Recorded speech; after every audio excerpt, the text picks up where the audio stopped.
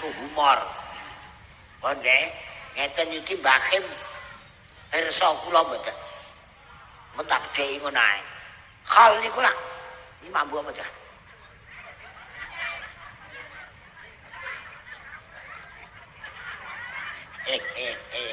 Maksudnya iku aja diceritakno, kon nutupi cacate. Saiki ora buka-buka cacate, dijakol niki lah. Awake dhewe gen pirsa kejaba ngalap barokah lampah saene.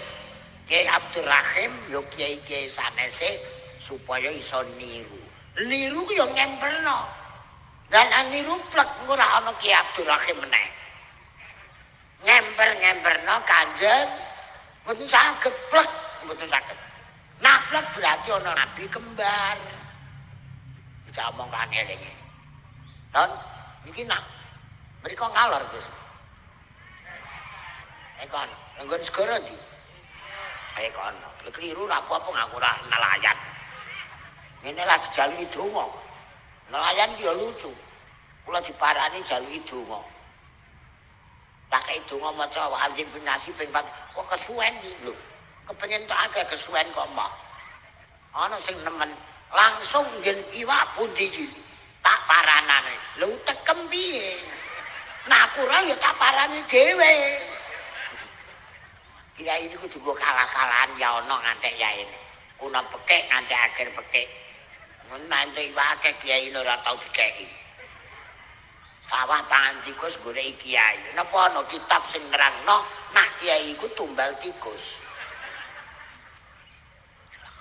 Tapi kiai ini menengae.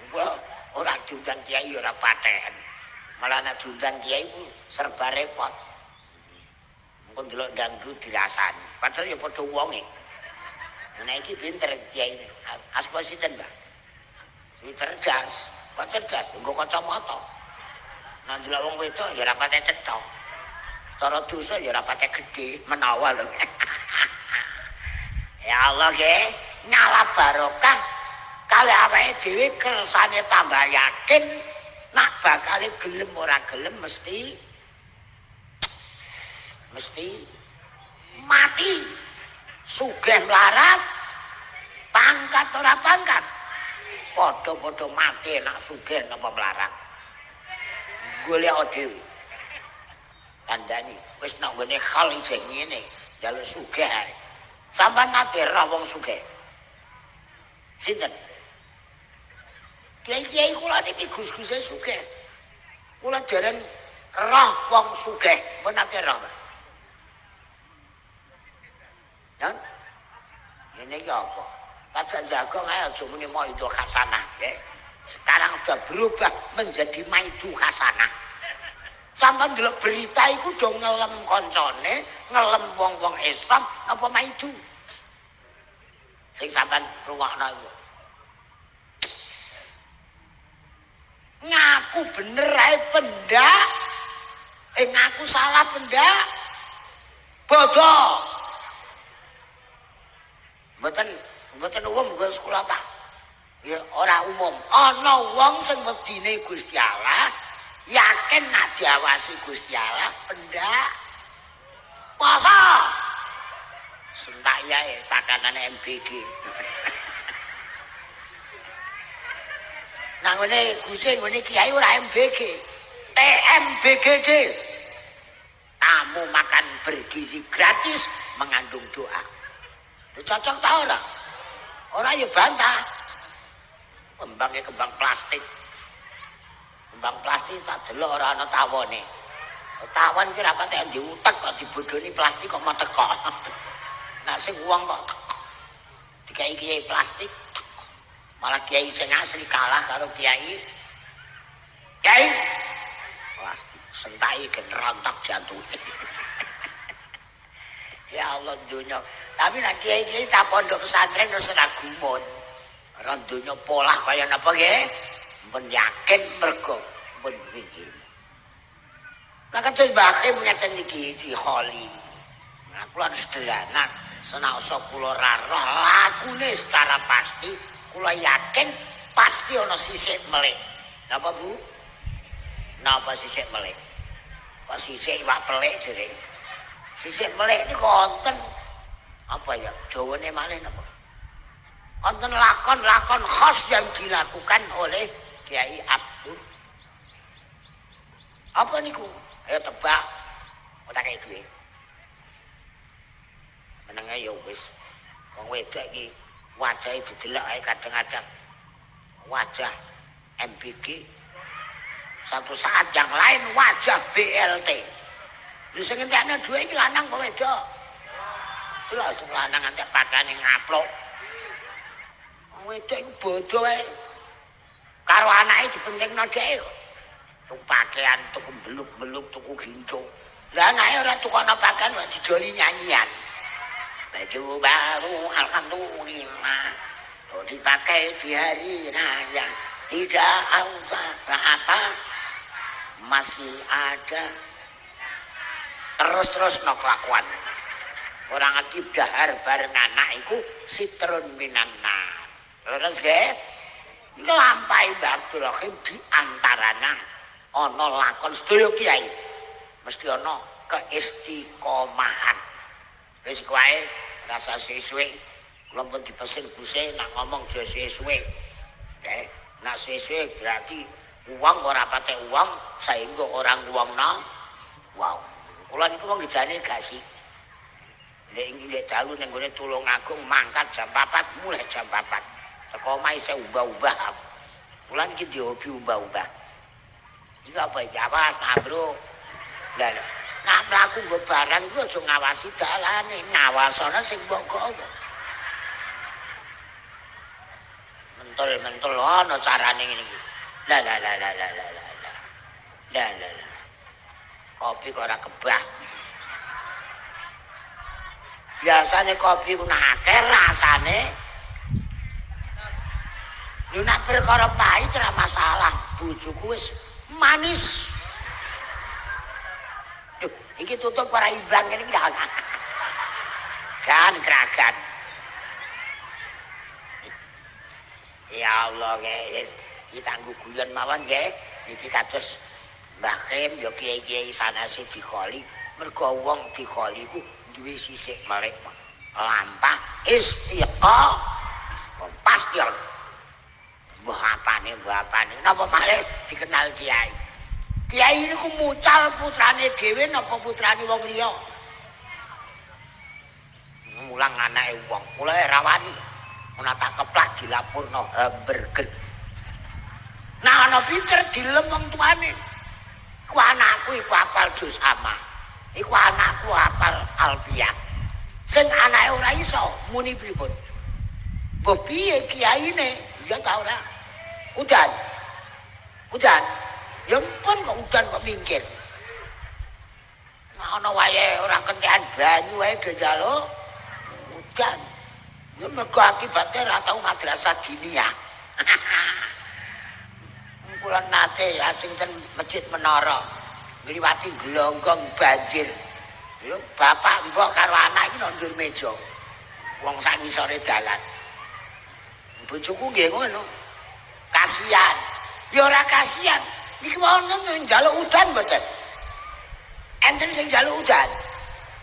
Non ora njaluk, ora gawe proposal. Langsung diparingi niku bahasa Arabe fadhol. Napa? Fadhol. Wong ora njaluk, karepe kok Gusti Allah diatur. Lah ngoten nek. Aduh, pengajian kok udan. Lah njaluk apa tak badiri sisan. Gambar-gambar nang ngoten lho nggih. Segara niku ngandhape ana plastike mboten. Keramik. Lah kok ora ambles sebabe napa? Ayo jawab tanteni. Wong wedok ribute masal. Sing mari ribut ya wong. Nganti ana perang ya wong. Sing marai COD ya wong. Entekno duwite wong lanang ya wong. Terus tak madhep rene suker aku. Nyawang muslimat, Gus. Lah bojoku patayat kok nyawang muslimat wis ra gadeg. Muslimat mambu PPO. Mambu remason. Kon nggih cerita nggih. Kita nyritakno piantun sae. Zikrul anbiya ibadah wa zikrus sholihina kafarah. Kalau ora nyritakno kesaenan. Leres nggih? Iki lho sone teles. Iki nyewa penyerah. Iki terus kok jumbarno ae. Non? Iku ora dikurung-kurungi ta apa? Coplokno kathok ndrapik le. Ya Allah nggih. Pancen muga-muga udan rahmat nggih. Kula niku nak panas banter, Gus. Kula diparani wong dijak salat istisqa. Kula kan mboten purun. Wong aku ora ndek sawah. Ngono aku melok Allahumma skina dipisoi sing gawe uyah. Iku jenenge Kiai Bento. Oh nggih, wonten kesaenane wis lah goleki ning iki. Iku janji niku. Ya piantun agung sing istiqomah kiai-kiai wis seukurane masing-masing nggih guru madrasah. Ya Allah. Ora patek diwongno wong. Mun teles kok ngaleh. Upama ana pelaturan sing kena udan dibayar 5 juta do ngaleh ta ora? Lah wis ngerti ngono kok. Lah iku ditutupi ya. Nah wis. Aku mau pancen jarak ora ndonga sing marai ora udan. Lho. Kula diwarai buse jek gampang. Lek mau kok sore do maca golek maca ayat kursi ping 21 karo golek kolor kathok kawak. Ora bundel-bundel karo udan. Langsung diwaca wis diuncalno mendhuwur. Terus kadung kasep kok. Donganku kudu imbang, nggih. Nggih. Kula nggih donga sepi angin. Donga sepi angin niku kula kosragan seragen. Tapi mobile yo kudu imbang. Donga sepi angin kok numpake tosa. Nggih, nggih. Kesaenane piantun agung iku. Keramate didelno Allah Taala nek wis wafat tambah ketok. Dan setiap wong alim niku mesti wali, nak wali belum tentu. Arek malik kok angel ngene. Lah rene lha apa? Setiap wong alim niku mesti wali, nak wali belum tentu alim. Nah, kula wali, percaya mboten?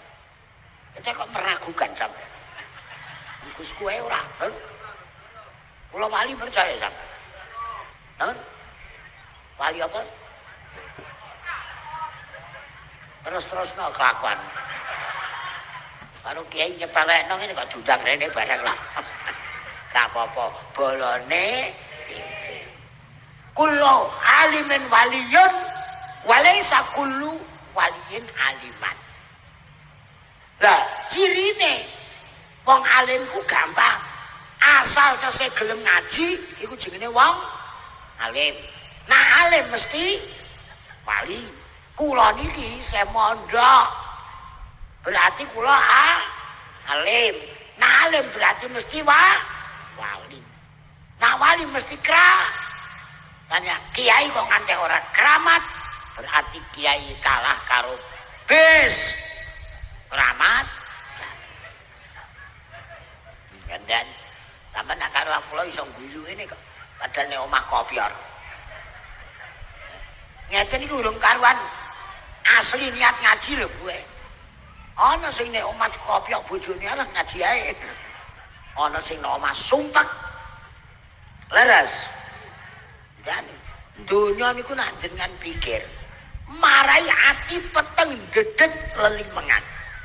Tapi nak dinggo mikir akhirat manah ati niku padang ana udan alhamdulillah wong ora njaluk ora ndonga kok berarti Gusti Allah Maha lho. Kalau ini pirang-pirang dina ngaji ten Purwodadi wis gerobokan. Wong kiai kok gremeng mergo sawahe dipangan tikus. Lah kula guyu. Pak Yai mriki mboten enten panen. Sabine dintekno tikus, kula mboten takok, Mbah. Kok gak mikir caciri-ciri Allah wujud. Mukhalafatu ya abi wahadani op iradah niku kagungane Allah mutlak. Nate kula ana wong-wong ana sing bergaya. Guru kula ora tau bergaya. Kenapa orang Islam tidak bisa bersatu? Bloto. Lha takon sing gawe, sinten sing gawe? Sampeyan padha ae. Jak omong kok angel iki. Lah pindah kene ra iso lah. Lah kono udan, Mbah, pindah kene. Ngancani kula. Mriki lho. Jare aku kiai diaturi kok emoh. Timbang dodok kaya wong uyah ngene. Ngaji kok ora ikhlas. Lah. Sarung dapure ngono di mane-man, Mbah.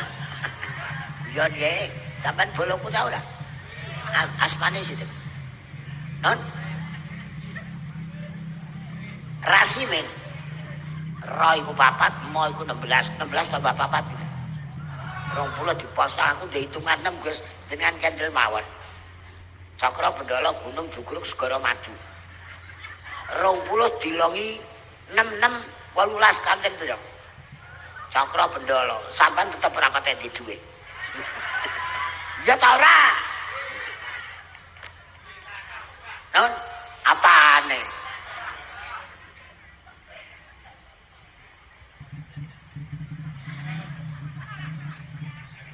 Aku tak ngejak guyon iki sing sumpak-sumpak.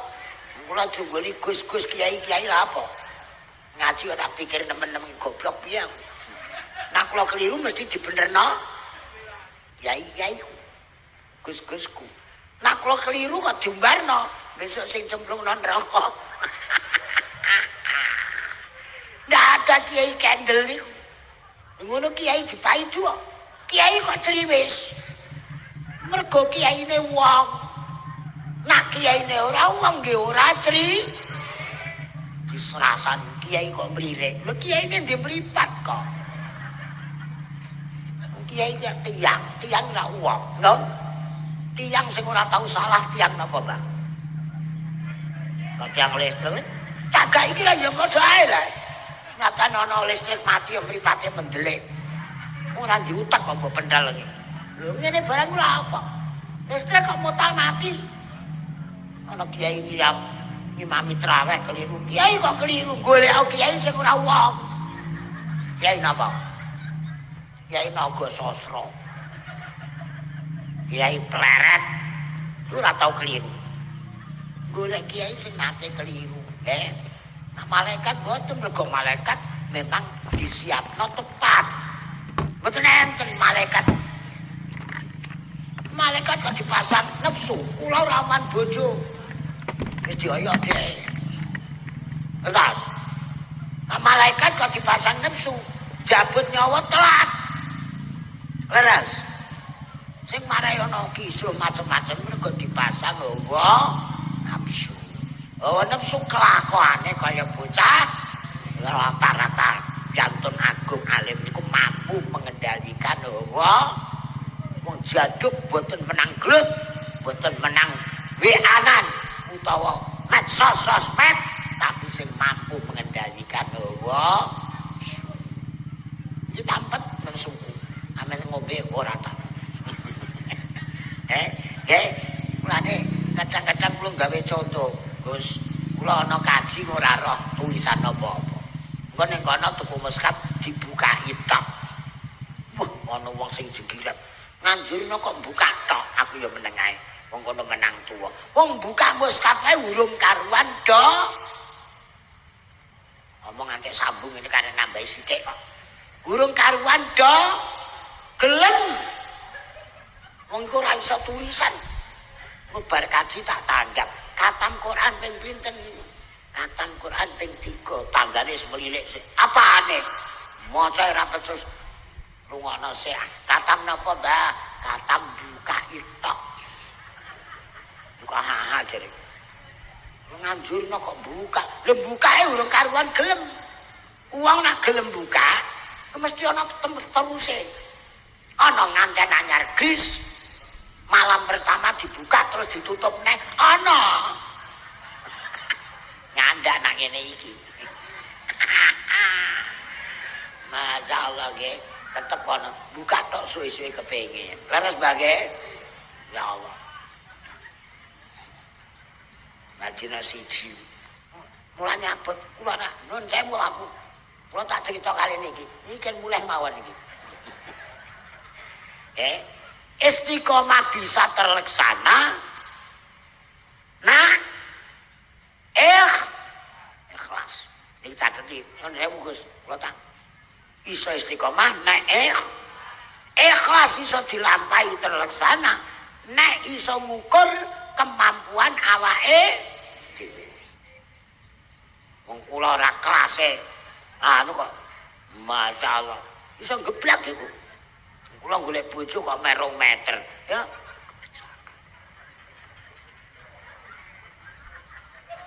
Non wong kula ora iso ngaji kok buka pesantren. Wong kula rapal Quran kok sedina awakku tak janjeni sak juz geblak. Kalau mboten mampuku sayat ya sayat. Ngene berani. Bojo kula lapor, ada tamu. Shadaqallahul adzim. Ngene iki apa? Mulane saged istiqomah. Wes bergaya nggih dhuwit. Nggremeng barang. Pajar kok Samsu. Salat subuh kok ping pindho cangkemmu aku. Mangke ana udan rimis-rimis. Nggih, ana komando sholatu khairum minan naum. Garwane gamblok nun sewu Gus. Umume wong, mboten jenengan ra umum. Bengi kok nang kene ki ra mboten umum lho. Kira-kira nututi as-sholatu atau mempertahankan gamblokane bojo. Non? Mesti ngene iki jawabane pating celodhat kaya DPR. Kula nggih DPR Gus, daya pikir rendah. Nek pengen nek ngene tulung agung kula DPR. Aku masamu anggota dewan aku. Dewan iku PD nak nyawang rawan wis ora. Yang tua-tua ini serap PD aku. Padha-padha dosa serang gadeg. Boten Bu guyon nggih. Ngene lah tetep umate Kanjeng tetep derek haul. Lah mula kados sing dikholi ngeten iki ra tesih sugeng nggih. Ngono ku ana sing ngongkok, ngono ku nak ngongkok mboten usah dipadu. Jenengan pun kagungan kiai piyambak. Mati kok ditileki, ora usah jenengan bantah. Lah timbang nileki kowe sing urip ngendhek neraka, ora usah ngono. Enggak marahi tukaran. Dilingno mawon.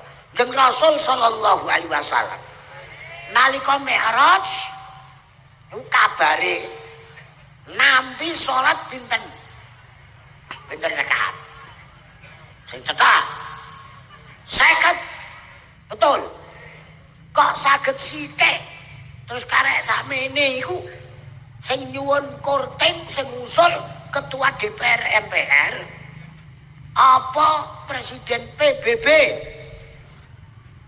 Munia sinten Nabi zaman kepanggil jeung Rasul Nabi Musa pun wafat napa tesih teng alam dunya Munia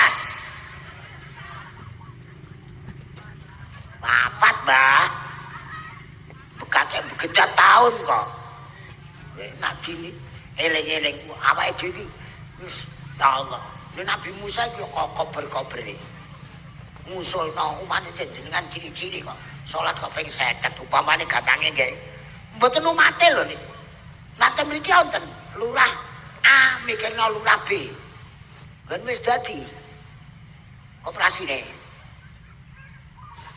Nabi Musa padahal jauh ukurane ora cuma bayana sama pas sumber minyak nak sing ora percaya sing dikholi wong Kanjeng Nabi niku sing usul Nabi Musa nggih pun cekake nggih salat kantun sithik sing ora percaya nak wong kapundhut diziarahi iso macem-macem niki salate aja melok ping 5 kudu salat sedina sewengi ping 50 ora kok berguyonan mbek bojo agek marahi tok wis komat neh urung ngantek demek